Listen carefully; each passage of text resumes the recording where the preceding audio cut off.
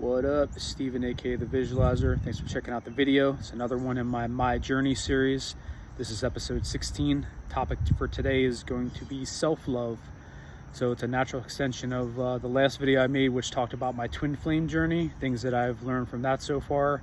And one of the major keys that I believe in, that a lot of people kind of preach, is that if you're really looking for a special kind of love in this life, you first have to love yourself. So you have to kind of build that confidence and be comfortable in your own skin. No matter how unique you are, that's going to attract someone that loves you for all of your strengths and your awkward kind of quirks. So self-love is something that takes many forms, and I didn't really practice it enough until this year.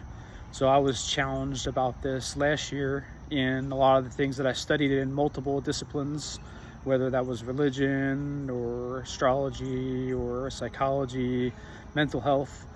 This kind of was touched on in a bunch of different areas as a very important thing, because you have to take care of yourself first and foremost.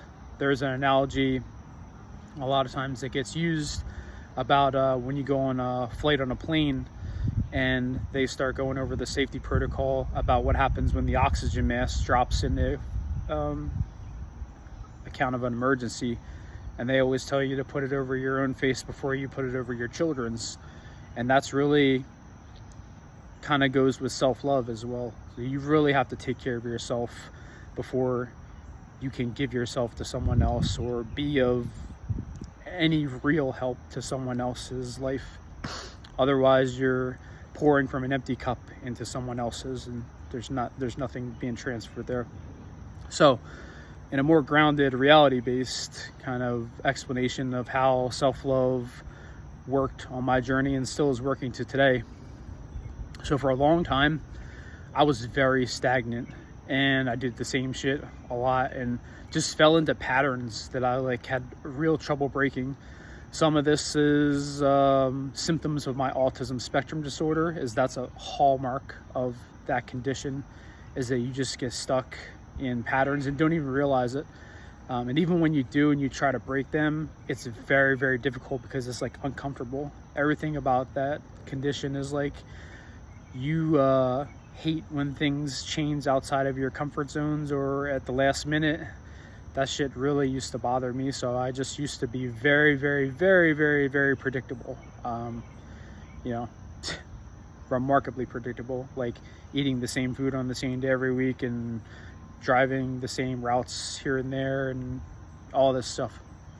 Not to fast forward, the one thing that I regretted is that over the past 20 years or so, again, I've been alone for the most part, have very little friends, particularly local friends. A lot of my friends recently have been I met them online or whatever. So I just didn't really do a whole lot of nice out of the ordinary stuff for myself. I always thought why go on vacation? Why would I go on vacation alone? That's super weird. And there were never opportunities to be a third wheel or a fifth wheel or whatever for the most part. And same thing, I had all these things that I was interested in, but I was either I'll wait until I, find a friend that wants to do this or a partner, or I'll just keep putting it off and not really pursue it at all. And that shit catches up to you. And I look back and I was damn, there was things that I wanted to do 20 years ago that I just didn't do at all. And it really stunts your personal growth and kind of leaves you more unfulfilled with your life. So I was challenged basically to get outside of my comfort zone, and it was I basically made a new bucket list and was challenged by some of my mentors, particularly when I started going through more inner child healing. And it was think about shit that you really liked when you were a kid. There's no reason why you need to stop doing that. So some of the stuff I thought about, I was I really loved going to water parks when I was a kid. That was one of the first things that came up, and they were what's holding you back right now from going to a water park? And I was it's a good call. I was I was always well, why am I gonna, because I don't have any water parks close to me, so it's why am I gonna make a long ass trip by myself to go to a water park? That's just weird. But it's really not. just to do things that make you happy, that you love doing at the end of the day. So there was all these other things that kind of came up, and I was like, man, I like really want to go to an aquarium, and I really wanted to go to the beach. And that was another thing, like, why go to the beach alone? That's super weird. But all these things kind of like synchronized, and I was like, and I really wanted to go to a nice beach, because no disrespect to New Jersey, which that's kind of like the nearest beaches to me, but they are subpar beaches in the grand scheme of things. I wanted to go to like some fresh water, some clear water.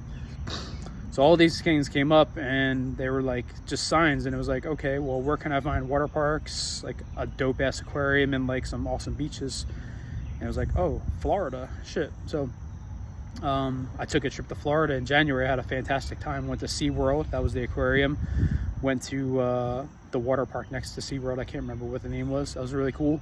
And then I hit a bunch of different beaches on the east and west coast of Florida, and just had a phenomenal time down there. And it was just very like freeing up. It was like, that was like the first real vacation that I had taken in like 20 years. I just grinded my ass off through school and work, and like saved money and just did regular ass shit. But that was like the genesis of like my adventure tour, which if you followed me on Twitter, I was posting a lot of shit, and I just started doing other things. I was like, things would come up. Like I just got inspired to go like look into falconry one day, because I was studying birds, because they're my spirit animals, and I started seeing them all over, particularly hawks and falcons. So I was like, fuck it, like let me look up and see if like I can go like handle wild birds. And I like found this place in New York that was like 2 hours away. I drove there and had like a lifetime experience, like some bucket list shit, where I got to hang out with birds, and I got to go hunt with them in the wild, and just all these kind of things. Like I went skydiving, which was something on the bucket list. I just started doing all these things and trying to document them, just because they were cool to me. And I did pretty much all of these things alone, and after a while it's like, it's not awkward anymore. It's just like you're doing you. And I was really feeding my soul at that point. It was like, get outside of your comfort zone, because you never know what you'll like until you start trying different things. So I started doing that. Started doing more hikes, more intense hikes, some mountain climbing, rock climbing, and it just slowly kind of started like building me up inside. And I, was having more fun in my life. And it doesn't necessarily need to be excessive, but just do some shit for yourself one of these days, instead of putting it off. Or, even if you're like, again, solo dolo like I am, there's no reason not to go out and like treat yourself. And even like just nice things. There was like a time where like I really like, for whatever reason, like I wanted to sit in a hot tub and soak. And I don't have one of those. I didn't have one of those in my apartment, obviously, but I found like a really nice hotel that had like a baller ass hot tub, and I just scheduled like a one night stay there and just enjoyed that, just sitting and relaxing in the hot tub. So just different ideas, but that's self-care, and that's slowly kind of like builds you back up and fulfills your inner child, which kind of helps you out mentally, frees you up. And since I've been doing these things periodically, just my mental health has just cleared up like in an amazing way, where you start to get hope back, and you start to breed more ideas. So I still have plenty of stuff on my bucket list that I'm trying to do. The most new one I came up with is that I want to try out archery. So I have lessons planned for a couple weeks from now at this local place. Shoot some bow and arrows, maybe get into some target shooting as a new hobby. So just shit like that. But yeah, just be gentle with yourself. A lot of people, again, when they're coming from a journey like I came from, where you go through a lot of mental and psychological, emotional type shit. Again, I didn't like myself for a long time, so it was like, why would I treat myself like just keep doing the same old shit over and over? But you're important, you're amazing, and it may take some time to realize that, but if you start taking care of yourself and really cherishing yourself, great things can happen in your life. So that's been kind of my self-love journey, still ongoing for sure. I mean, everything hasn't been sunshine and rainbows. There's ups and downs in my life for sure. Had a big setback earlier this week, but I climbed out of that and feeling good.